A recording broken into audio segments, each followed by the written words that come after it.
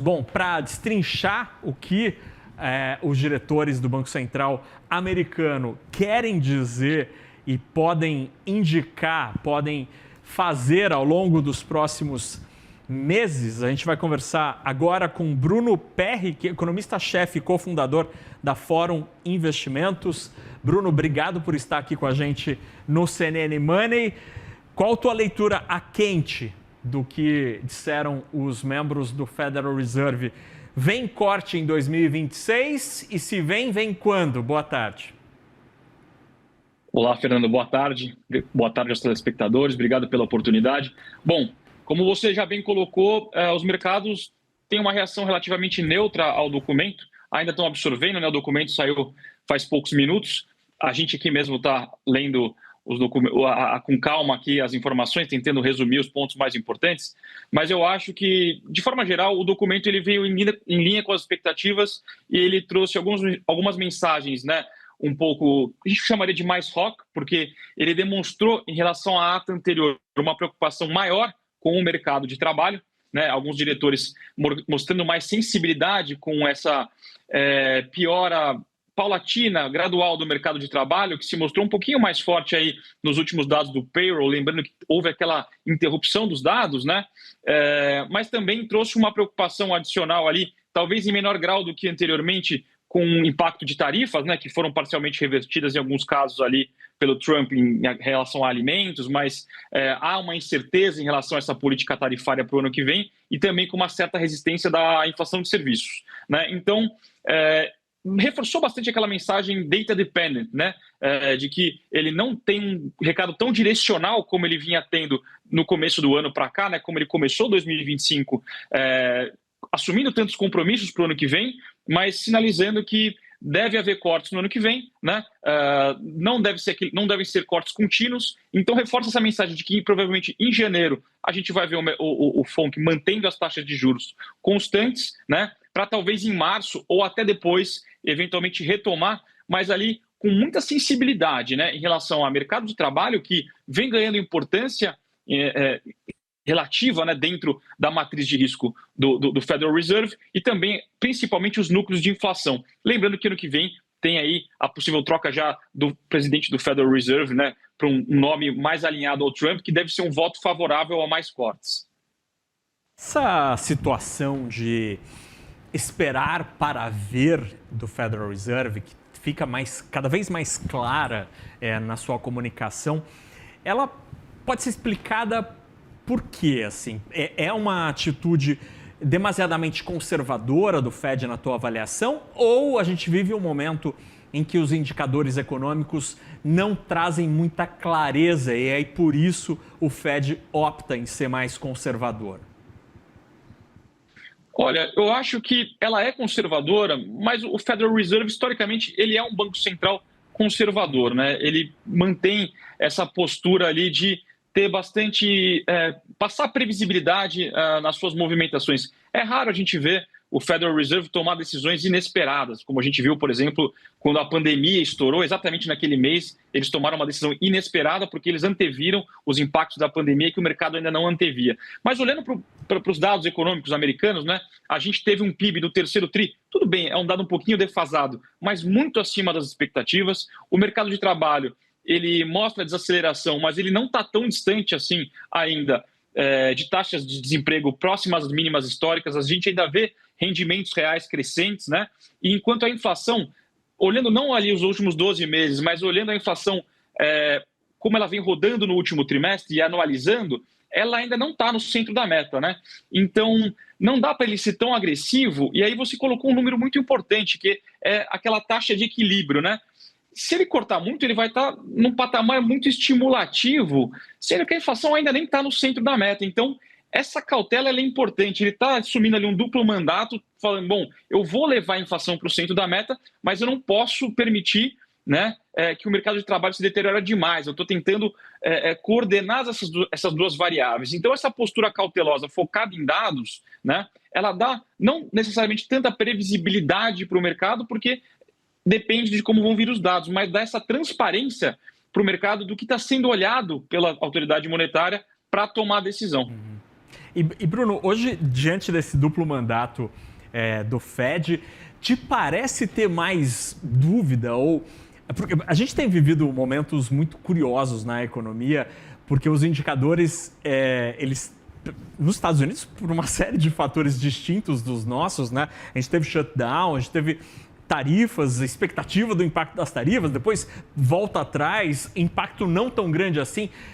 E, ao mesmo tempo, o mercado de trabalho tem sido absolutamente distinto em muitas das suas estruturas, seja pela tecnologia, por esse negócio que a gente carrega no bolso, telefone celular, a produtividade gerada pela inteligência artificial, enfim, uma série de fatores têm afetado também o mercado de trabalho. Diante desse duplo mandato do Fed, hoje te parece ter mais incerteza, mais dúvida, mais preocupação com os números do emprego ou da inflação para o Fed? Olha, eu acho que o emprego ele ganhou importância relativa comparando ao que se tinha há algum tempo atrás, né? Porque a inflação estava muito descolada dos objetivos, né? Aqueles 2% que são o objetivo primordial do Fed. Hoje, esse número já não está mais tão distante. Já o mercado de trabalho veio mostrando ali alguma deterioração. Então, eu acho que o mercado de trabalho ganhou importância relativa, mas dizer que ele é hoje mais importante do que a inflação, eu acho que seria um pouco de exagero, tá? É claro, a gente tem algumas questões aí importantes, por exemplo, relativas a ganhos de produtividade, né, que a gente pode ter por conta do progresso tecnológico. A gente já observou isso há algum tempo atrás, alguns anos onde a gente tinha um crescimento bastante robusto do PIB americano sem pressão inflacionária, mas é incerto até que ponto esse progresso vai continuar permitindo um crescimento robusto da atividade sem contrapartida inflacionária. Lembrando que a gente tem algumas variáveis de política econômica que são, por natureza, um pouco inflacionárias e que o Fed está bastante de olho, né? Então, aqui num breve resumo, a gente tem tarifas que são inflacionárias, né? Você tem um encilhamento econômico ali da política comercial que tenta reestimular a indústria local, né? Então, ou seja, isso já por si só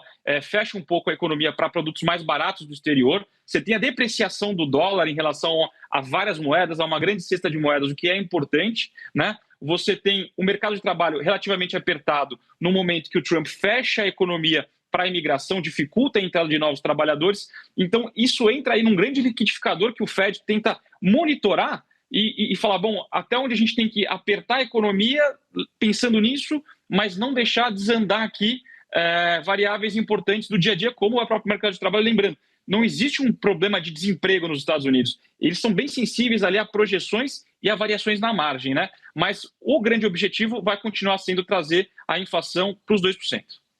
Bruno, olhando para este cenário, como te parece ser o impacto deste ambiente de política monetária nos Estados Unidos, com uma possível redução de juros em algum momento de 2026, com a troca e a saída de Jerome Powell? Como é que a troca e o novo presidente, que a gente ainda não sabe quem será indicado, pode, de alguma maneira, alterar este cenário? Bom, a nossa visão é de que, claro, o Trump vai indicar alguém alinhado a ele, a gente tem essa expectativa de que seja o Kevin Hassett, né? E aí, obviamente, você tem um voto favorável a essa política monetária mais dovish, que é o que o Trump propõe, né? Agora, a gente entende que, diferentemente do Brasil, não que a figura do presidente do Banco Central não seja importante, ela é muito importante, mas no Brasil existem alguns votos no nosso comitê que eles vão muito a reboque do voto do presidente. E lá isso não é tão direto assim. Então você tem uma mudança de matriz de forças, mas não necessariamente você vai ter uma política monetária diferente, a não ser que você tenha troca de outras cadeiras por outros nomes mais alinhados. Então, na nossa visão, ali 1 ou 2 cortes nos parece muito mais apropriado para o cenário ano que vem. Algo diferente disso pode vir a trazer reações nos mercados, né? Então, o ano inteiro sem cortes, algo assim poderia trazer um cenário mais pessimista, um bear market. O mercado está antecipando esse ciclo de cortes continuar mais um pouco, mas a não ser que haja, sobretudo, um fator exógeno geopolítico muito grave, possivelmente com esse Federal Reserve tão cauteloso, a gente não vai ver nada muito distinto disso. Brasil, este cenário que você, Bruno, tem trazido para os clientes da Fora Investimentos, como é que isso nos afeta a precificação dos ativos brasileiros, o nosso câmbio e o nosso mercado? Bom, a gente teve, em primeiro lugar, uma boa valorização do real, que em boa parte foi, na verdade, uma depreciação do dólar em Sim, é relação a uma menos cesta nós de e mais moedas. eles, né? Perfeito. E a nossa também teve lá seu mérito, né? Mas fundamentalmente foi um movimento mais amplo.